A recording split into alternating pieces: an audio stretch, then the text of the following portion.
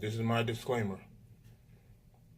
I'm pretty sure you cannibalistic motherfuckers that sit in your mother basement all day on the computer listening to this man's songs probably have a shrine of him next to your bed so you could dream about him when you go to sleep at night. Like the shit probably plays stand when y'all going to sleep and y'all dream about the motherfucker at night. Like, do not e-thug me in these comments, please. I don't want no trouble. I'm not gangster. I want no problems with y'all. But the truth is the truth, man. So, before we start this, man, Fall from Grace Fridays. I'm dropping an episode every Friday, so, always be on the lookout. Make sure you subscribe. Hit the like button so my joint can get up in the algorithms and all that. And, we're going to talk about these people, man. All these people that's, falling from grace and stuff. This series not going to stop. Like, it ain't no ending to this joint. Make sure y'all check out the playlist. Check out the other episodes and all that. But, we got to get into this one, man. Because this is somebody who I hail as the GOAT. Like, me personally, I think he's the greatest rapper of all time. But he's falling off, man. He's fell from that high spot, man. I first heard about him back when I was in 4th grade. What was I, 9 years old? So that's about 97, 98. Kept hearing people in school rap lyrics. Hi kids, do you like violence? Want to see me stick? You know what I mean? And I didn't know what the hell it was about. So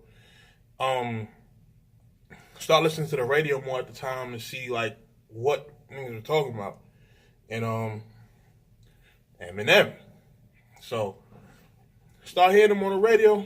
I'm like, alright, he cool, but he not like he weird, but he's rapping. I'm like, okay, he alright, but I'm not thinking he's somebody that's gonna be around for that long. You understand? So me, with my knowledge of hip hop, even at the time and knowing, kind of like who's who, I come across the Guilty Conscience record. I'm like, oh, he under Dr. Dre. So he might actually, be around for a minute. So I'm like, all right, dude, fire, dude. He kicking this shit. And listen to the radio more. I'm starting to hear him more. First album, within that first year, I forgot how much he sold, but it was like a wild number. I'm like, oh, he gotta be around for a minute. You feel me? So,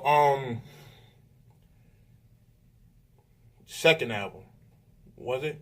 Was it the second album, Marshall Mathers LP? That's when I'm like, okay, at least me, this is the point where I'm starting to fuck with him as a rapper, because not only is he actually like lyrically good, but he has substance. That second album, he had a lot of shit. Like if you listen to even the song, it's at the very beginning, it's called I Never Knew or something like that. He was like, I see these 3 little kids up in the front row, scheme and go with the 17-year-old uncle. I'm like, violence? Ain't they got the same moms and dads who got mad when I asked they like violence? Like, he's talking about people contradicting themselves. Like, you don't want people listening to Eminem music because it's violent, but you in the movie watching Arnold Schwarzenegger where he's shooting motherfuckers and shit. Like, you know what I mean? It was just about how media villainizes rap. He touched on that. He on The Way I Am, he touched on like stuff with Middle America and like stuff with like the school shootings and all that.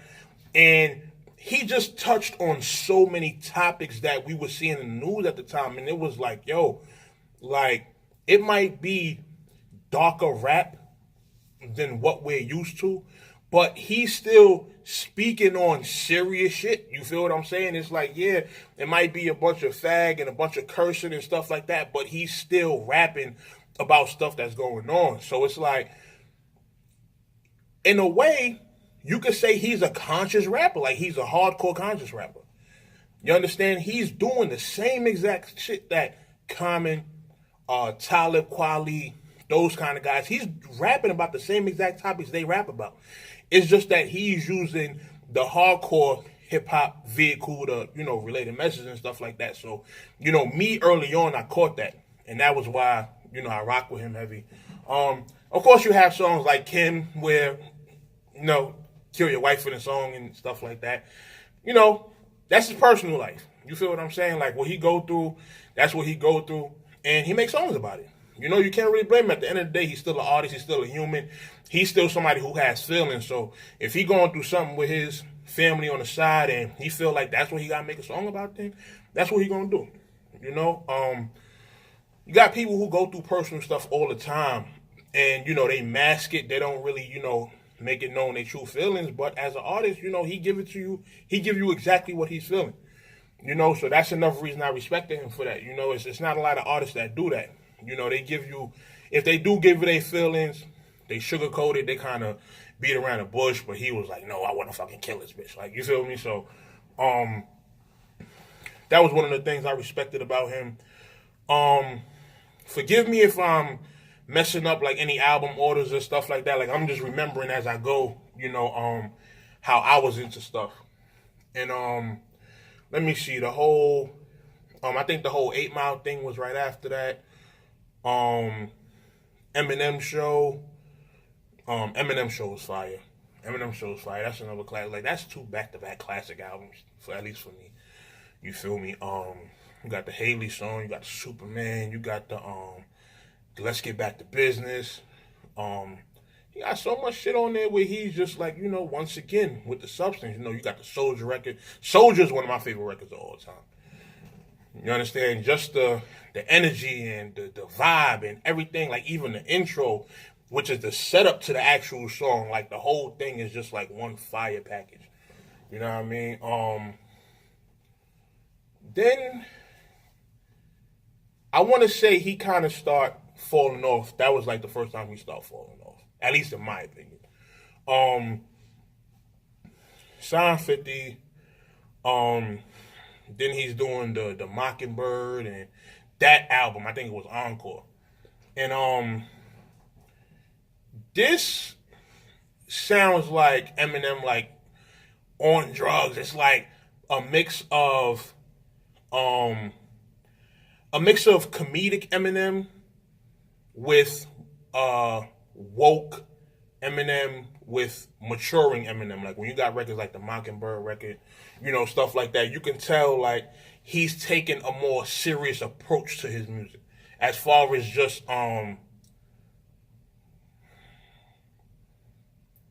as far as like, when I say serious, as far as like serious as in his personal life, like he's making records that are about his personal life, but he has like a more mature outlook on them. You feel what I'm saying? If you listen to Mockingbird, you know what I'm talking about. Toy Soldiers. You understand? So he's giving you a more mature perspective on these things nowadays, because now it seems like shit is getting real for him. So he's taking the higher road and, having better approaches to these things. And this is a rapper that at this point is pretty much on top of the world. I mean, touring all over the place, getting love from everybody. Damn near took over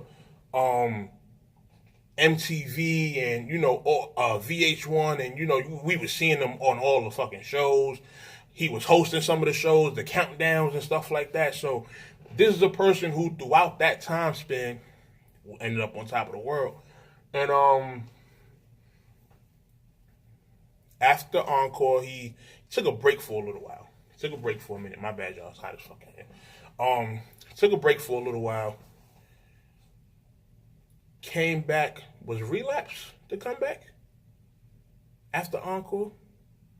Yeah, Relapse was the comeback after Encore. Now, let's get into Relapse. Because a lot of people have certain opinions about Relapse. Now, me personally, I didn't think Relapse was a bad album. I actually think it's a fire album.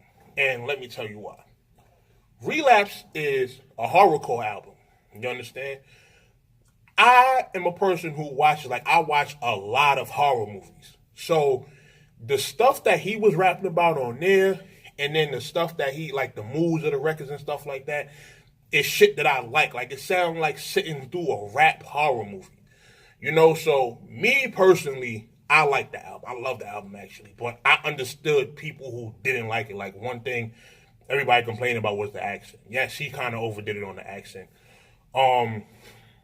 He overdid it on the accent, but when you get to the end of the album, you're able to tell, like, when you get to the last track, which is Underground, you can tell that he still has the rapping without, the accent, so you can tell he still got it and he doesn't need the accent to do his thing. But, majority of the album, I guess, I can understand, and I can understand the subject matter. A lot of people don't understand white humor. And what I mean by that is white people have a different type of humor. Their humor, unfortunately, involves a lot of that gay stuff, like a lot of penis references and, little wild shit like that. Like, if you get a chance, go on Netflix. There's a comedian named Jim Norton. You might have seen him on, if you ever remember the show Lucky Louie, him. He was in Breaking Bad. Watch any of Jim Norton's stand-ups and you will see exactly what I mean. White people, when it comes to humor, they talk about different stuff. That's stuff that's acceptable in their community. So that's why, like, me having an understanding of that, I didn't take the stuff he was saying as like when he was saying he got raped by a stepfather and stuff like that. That's the type of shit that they do for comedy in that community. So, not that I condone it, but it's just I have an understanding of it. So when I hear it, it's not like I'm really like surprised or I'm not weirded out by it. Like, it's how they talk over it. Us is different shit. Like, you watch the Kevin Harts, you watch the Mike Epps, and, the Chris Rocks, the Eddie Murphys and stuff like that. That comedy is different. Then on the white people, you got the Gary Owens, you got the Jim Nortons, like people like that, like Charlie Sheen, like it's different. And that's the stuff they talk about. So that's kind of why I understood Relapse. So with all of that, I was able to enjoy the project, but I understood people not really messing with it.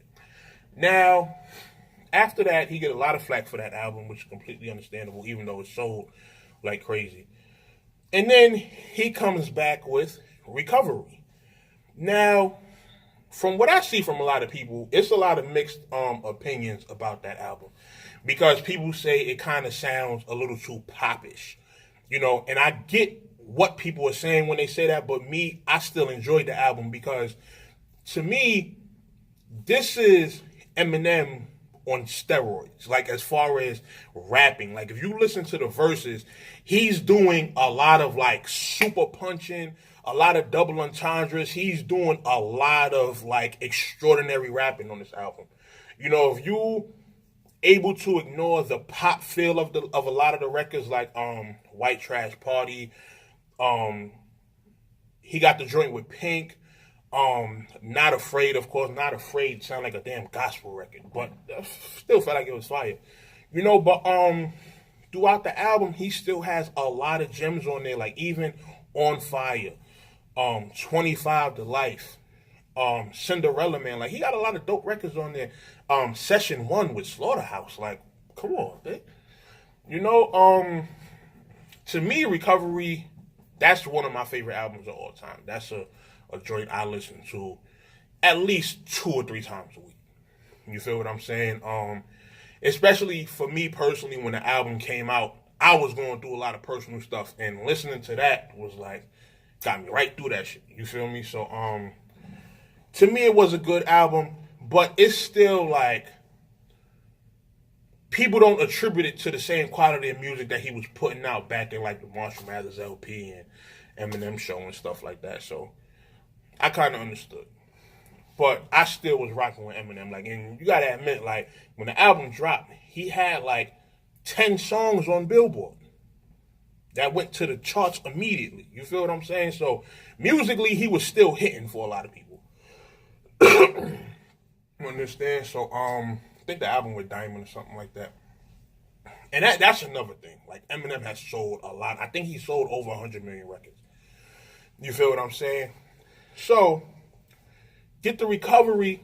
I feel like Encore, he was starting to lose it. He came back with Relapse. It was like, all right, you still kind of teeter-tottering. But then, came back with Recovery. I'm like, okay, you back. This nigga. Now, let me tell you what made me so mad. He dropped Rap God. 6 minutes of him going in. Just going in, going off. 6 whole minutes just straight wilding on that track. And the joint was fire. Album comes out. Marshall Mathers LP 2. That album, in my personal opinion, was garbage. What was the point, man? What made it so bad was the fact you named it after such a fire album. You should have gave that album another title because that album was terrible. You understand what I'm saying? Like, it was just like, what the fuck, man?